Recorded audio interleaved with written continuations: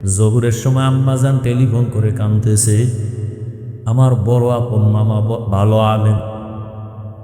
শুনলাম কালকে রাতের বেলা মা বলতেছে জানাজায় গেছিল আমার মা বাড়িতে।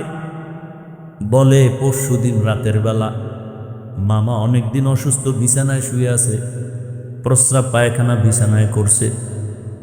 মামা গত পরশুদিন রাতে আমার মামিকে বলতেছে দরজা খুলে দাও, মেহমান আসতেছে।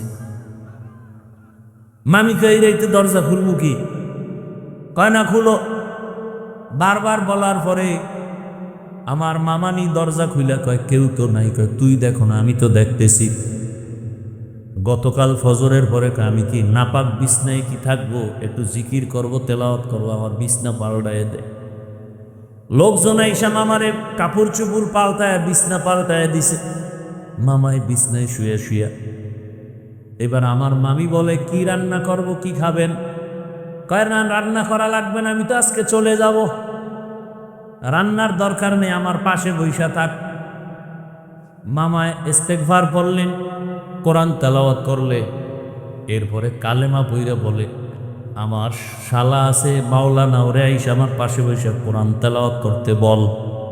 মামা এতটুকুই বইলা চোখ দুইটা বন্ধ করে দিছেন।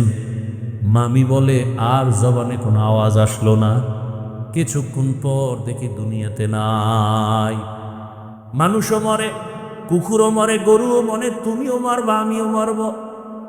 কিন্তু মরণটা যদি কালেমা ছাড়া হয়, যদি আমার মাওলার মোহাব্বত না নিয়ে কবরে যাও, ওই কবরে যাওয়ার পরে কেউ নাই, কই মা কই বাবা কই, কেউ থাকবে না। নবী বলেন তিনটা প্রশ্ন করা হবে, রবের পরিচয় দাও, ধর্মের পরিচয় দাও, রহমতের নবীর পরিচয় দাও। যারা গুনাহগার হইয়া যাবে, নামাজ নাই, রোজা নাই, তেলাওয়াত নাই, মালিকের সাথে সম্পর্ক নাই, ইবাদত নাই, নবী বলেন তখন আল্লাহর অর্ডার হবে, ও ফেরেশতা এই বেঈমানের ধর, কবরের মধ্যে জাহান্নামের সাথে রাস্তা বানায় দাও। আল্লাহ রাগ করে বলবে এই বেঈমানের কম সুযোগ আমি দুনিয়ায় দেই নাই। আমি আল্লাহর দেওয়া পানি বাতাস নিয়ামত ভোগ করি, আমার হুকুম মতো চলে নাই। নিজেও নামাজ পড়ে নাই, অন্যে নামাজ পড়তো তাও পছন্দ করে নাই। নিজেও হালাল খায় নাই, অন্যে হালাল খায় তাও পছন্দ করে নাই। নিজেও পর্দা করে না, অন্যে পর্দা করতো তাও পছন্দ করে নাই। আল্লাহ বলবে আর ছাড় দেওয়া যাবে না। আল্লাহ শেষবারে রাগ করে বলবে কবরের মাটি এই নাফরমানের ধর, দুই দিক থেকে জোরে জোরে চাপ দাও। দুই পার্শ্বের মাটি এত জোরে চাপ দিবে পাজরের হাড়গুলো চুরমার হয়ে যাবে। ও আমার যুবক বাবারা, বৃদ্ধ বাবাজিরা, পর্দার আড়ালের মা বোনেরা, আল্লাহর কোরআন সত্য যদি আপনার অন্তর বলে, গুনাহ নিয়া আল্লাহর কাছে গেলে আযাবে ভুগতে হবে, জাহান্নামের আগুনে জ্বলতে হবে, এ কথাও সত্য। তবে চিন্তা করেন দুনিয়ার গরম সহ্য করতে পারেন না, গুনাহ নিয়ে কবরে হাসরে দাঁড়াইলে জাহান্নামের গরম কেমনে সহ্য করবেন? বাবা কান্না করবে আমার ছেলে মারা গেছে, ইমাম সাহেব কোথাও যাইয়েন না, জানাজা পড়ান লাগবে। বাবায় কাঁদবে আর বলবে কে আছো, বাজারে যা, সাদা কাপড় কিনে নিয়ে আয়। আবার কান্না করে এক দলকে বলবে যা তাড়াতাড়ি বাঁশবাগানে কবর কর। আবার কাউকে বলবে ঘরের পিছে তাড়াতাড়ি গরম পানি করে গোসলের ব্যবস্থা করো। তোমারে এমন ভাবে গায়ের গেঞ্জিটা বেলেট দিয়ে কেটে কেটে রেখে দিবে। আজকে তুমি বলো আমার ঘড়ি, কালকে আর একজনে হাতে দিয়া বলবে এটা আমার হাফিজুর রহমানের না। তোমার কলিজার বন্ধুটা মোবাইল থেকে নাম্বার ডিলিট করে বলবে বন্ধু নাই, নাম্বার রেখে লাভ নাই। গোসল করাইয়া মসজিদের খাটিয়া নিয়া কাফন পরাইয়া খাতে নিয়ে যখন জানাজার ময়দানে নিবে, জানালা দিয়া আম্মুজান ডাকবে আর বলবে আমার বাবারে কই নাও, শেষবারের মতো একটু চেহারাটা দেখে। আমার বাবার চেহারাটা দেখে যার জীবনে বাবারে দেখব না। আরে কুকুরও মরে, গরুও মরে, মানুষও মরবা। ও পর্দার আড়ালের আম্মা জানেরা, বোনেরা, কয়দিন আর দুনিয়ায় থাকবেন আর বাহাদুরি করবেন? মনের বাহাদুরির ভাব নিয়া কত অন্যায় করলেন, মোবাইল চালাইলেন, স্বামীর মাল নষ্ট করলেন। মনে চাইছে বেপরদায় মার্কেটে যাবেন, দৌড়ায় গেলেন। মনে চাইছে মোবাইল চালাবেন, সারা রাত মোবাইল চালাইলেন। ও আমার কলিজার যুবক, জীবনে গুনাহ তো কম করো নাই রে বাবা, অনেক গুনাহ করে ফেলেছ। চোখের গুনাহ, হাতের গুনাহ, জবানের গুনাহ, অন্তরের গুনাহ। সে পার্কে যাবা, দৌড় মাইরা গেছো, কেউ বাধা দিছে, মানো নাই। মনে চাইছে দাড়ি রাখবা না, রাখো নাই, কারো বাধাও মানো নাই। মনে চাইছে নামাজ পড়বা না, পড়ো নাই, কেউ বাধা দিলে রাগ করছো। জীবনটা হেলায় খেলায় মনের স্বাধীনভাবে ঘুরছো। কয়দিন হায়াতের গ্যারান্টি?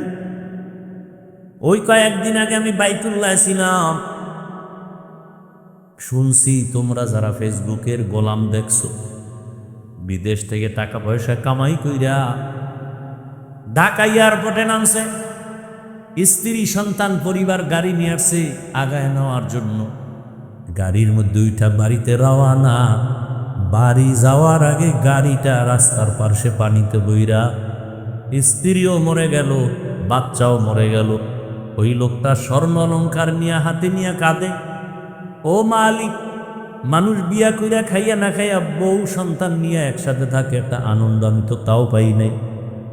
আজকে স্বর্ণ অলংকার টাকা নিয়ে কামাই রুজি করে আসছি, একটু আনন্দ করে আবার বাহিরে চলে যাব, কিন্তু এমন কপাল আমার নিজের হাতে বাচ্চাটা মরে গেল চোখের সামনে। আমার চোখের সামনে স্ত্রী মরে গেল। ওই কুমিল্লা জেলার একটা থানার ভেতরে কয়েক বছর আগে চিত্রাং নামের একটা তুফান আসছিল, ডিসেম্বরে সম্ভবত। বিদেশ থেকে 8 বছর চাকরি করে আসছে, দেশে এসে একটা ডুপ্লেক্স বিল্ডিং করছে। আগামী শুক্রবার বিল্ডিং এ ডুববে, হুজুরগো দাওয়াত দিছে। হঠাৎ শুক্রবার আসার আগে বিল্ডিং এর পাশে মিস্ত্রিরা কাজ করে, পাশে একটা টিনের ঘর, ছোট একটা ঘর, চৌকির উপরে রাতের বেলা স্ত্রী, বাচ্চা আর স্বামী ঘুমাইছে। চিত্রাং নামের তুফান শুরু হয়ে গেছে। একটা বড় গাছ আইসা ঘরের উপরে বইরা 3 জনের বুকের মাঝখানে চাপ লাগছে। জায়গায় শেষ। যুবক ছেলে, ও যুবক বাবা, আগামীকাল এই ময়দান আর থাকবে না। হতে পারে তুমি এখন সুন্দরভাবে বসে আছো, কালকে হসপিটালের রোগী। অথবা বাসায় যাইয়া মোবাইল চালায়া সকালে ঘুমাইবা। ঘুম থেকে যখন আম্মুজান ডাকবে, বাবা ওঠ, 12টা বেজে গেছে, দেখবে বাচ্চা কোনো আওয়াজ দেয় না। মা গিয়া গায়ে হাত দিয়া দেখবে পুরা বডিটা বরফের মতো ঠান্ডা। একটা চিৎকার দিয়া বলবে, কে কোথায় আছো? আয়, আমার বাবা বেঁচে নাই। মাদ্রাসায় পড়লি, এই তোর বাহু একটা বোকা, এই মাদ্রাসায় পড়ে কি হবি? ছোট বাচ্চাও কি করবি? কি হবি? চাকরি পাবি, সার্টিফিকেট পাবি, এখানে পরে কি হবে?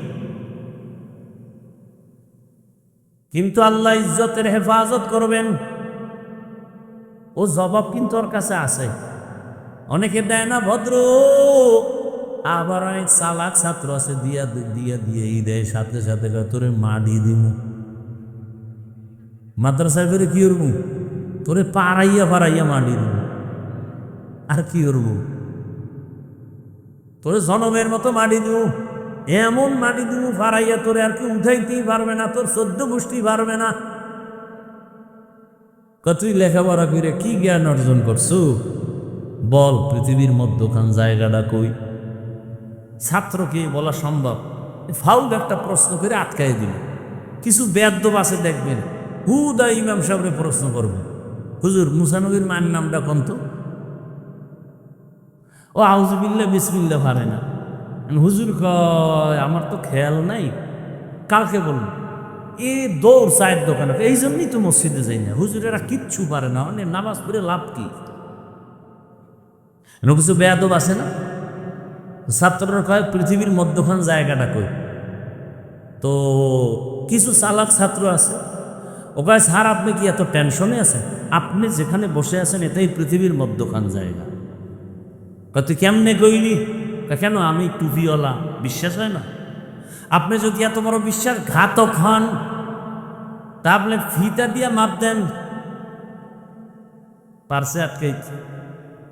আবার প্রশ্ন করে কে, এই যে একটা গাছ দেখো কাহা, বলতো এখানে কাক আছে পাখি আছে, বলে হ্যাঁ। এখানে কত হাজার পাখি বা কয়শো পাখি, এটা সম্ভব? এরপর একটা ফাউল প্রশ্ন করছে, আল্লাহ কয় টুপি দিছো, কোরআন পড়ছো, ইজ্জত আমি হেফাজত করব। ও জবাব দিয়া কয় এখানে 500 পাখি আছে, 500। তুই কেমনে কইলি? আপনি বিশ্বাস হয় না? যদি আপনি বিশ্বাসঘাতক হন, গণনা করেন, গণনা করে যদি দেখেন 500 থেকে বেশি, বুঝবেন আমেরিকা থেকে বেড়াইতে আইছে। আর যদি দেখেন 500 কম, এখান থেকে ময়মনসিংহে বেড়াইতে গেছে। এলমেরা এজাজ করদান বেহিসাব, খলকেরা দাদান জবাবে বাসাওয়া। ইমামের সাথে কত খারাপ আচরণ করেন, আলেম রে কত গালি দেন, ফেসবুকে বাজে কথা লেখেন। কেউ গালি দেয় না, বরং কলিজা করে দোয়া করে, আল্লাহ এলাকায় শান্তি দাও, কবরওয়ালাদের আযাব মাফ করো, ব্যবসায় বরকত দাও, অসুস্থ রোগীরে সুস্থ বানাও। কোনো আলেম কোনোদিন কারোর জন্য বরদোয়া করে না। কোনো সময় আছে তওবা করেন, আল্লাহকে মনে মনে বলেন, আল্লাহ গুনাহ তো জীবনে কম করি নাই, আজকে থেকে তওবা করলাম, আর নামাজ ছাড়বো না, দাড়ি কাটবো না, বেপরদায় চলবো না, মা বাবার সাথে বেয়াদবি করবো না, শিক্ষকের দোয়া নিয়া, মুরব্বীদের দোয়া, উলামায়ে কেরামের পরামর্শ নিয়া, নবীজির তরিকা মেনে, রসুলের আদর্শ মেনে চলবো। আল্লাহ আমাদের সবাইকে তওবাওয়ালা জিন্দেগি দান করেন। যাদের অন্তরে খাঁটি তওবার নিয়ত আছে, মুনাফিকি নাই, দুটো হাত আমার আল্লাহকে দেখাইয়া দেই। আয় আল্লাহ, তওবাওয়ালা হাতগুলো কবুল করেন, তওবার উপরে মজবুত হইয়া চলার তৌফিক দান করেন। আয় আল্লাহ, গুনাহমুক্ত জীবন আমাদের দান করেন, আমিন। আল্লাহ আমাদের সবাইকে কবুল করেন।